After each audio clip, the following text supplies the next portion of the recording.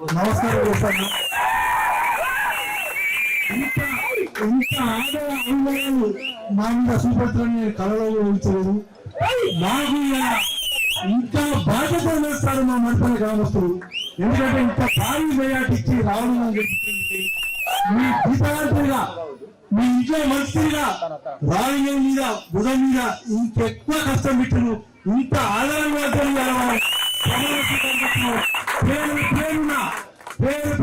పెద్దలకు చిన్నలకు స్త్రీలకు అందరికీ కూడా నా హృదయపూర్వక నమస్కారములు. ఎందుకంటే మనకి ఇంత భారీ మెజార్టీ ఇచ్చిన జనం మీ అందరూ మర్చిపోలేము. మా ఊరు పుట్టిన ఊరు కన్న తల్లి మర్చిపోకుండా మేము చేసాము.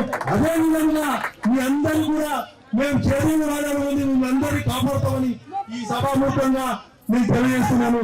అదే కాకుండా అభివృద్ధి విషయంలో మాకు ఎవరి మీద కోపం లేదు. అవసరమైతే జాన్సమ్మ గారి దగ్గరికి ఎమ్మెల్యే గారి దగ్గరికి కూడా పోయి ఈ ఊరు అభివృద్ధి కోసం వారి పద్యాలు కూడా రాజకీయాలు అయిపోయి ఇది గ్రామ రాజకీయాలు ప్రజలు రాజకీయం మీద విశ్వాసంతో భారీ నేతృత్వం గెలిపించారు. కానీ ఈ పార్టీలకు అతీతంగా ఏ పార్టీ సంబంధం లేకుండా వ్యక్తిగతంగా మనం గెలిచినాం కాబట్టి అభివృద్ధి విషయంలో మీరు ఎటువంటి డోకా లేదు. అవసరమైతే ముఖ్యమంత్రి గారి దగ్గరికి పోతాము, పొంగులేటి శ్రీరారెడ్డి గారి దగ్గరికి పోతాము, ఎమ్మెల్యే గారి దగ్గరికి పోతాం. కానీ అభివృద్ధి విషయంలో రాజీ పడము, మరిపోయిన కోసం ఏదైనా త్యాగం చేసడానికి సిద్ధం ఉన్నాము.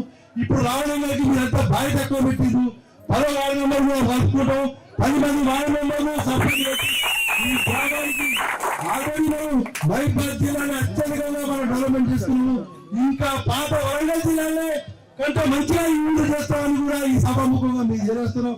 మీ అందరికీ సృష్టి వంచి నా నమస్కారం తెలియజేస్తున్నాను.